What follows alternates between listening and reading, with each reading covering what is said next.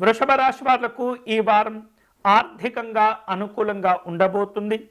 అలాగే వివిధ అవసరాల కోసం మీరు చేసేటటువంటి ఆలోచనలు, తీసుకునేటటువంటి నిర్ణయాలు ఈ వారం చక్కని శుభ ఫలితాలను కలగచేస్తుంటాయి.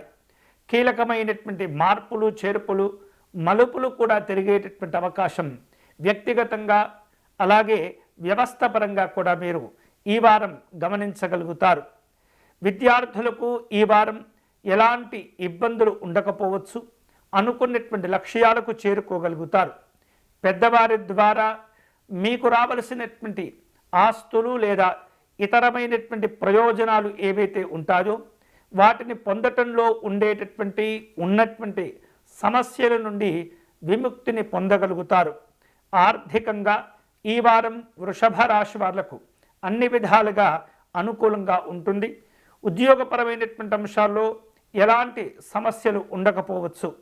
వ్యాపారస్తులు నూతనంగా, విభిన్నంగా కొన్ని రకాల పెట్టుబడులు పెట్టేందుకు ప్రయత్నాలు చేస్తుంటారు.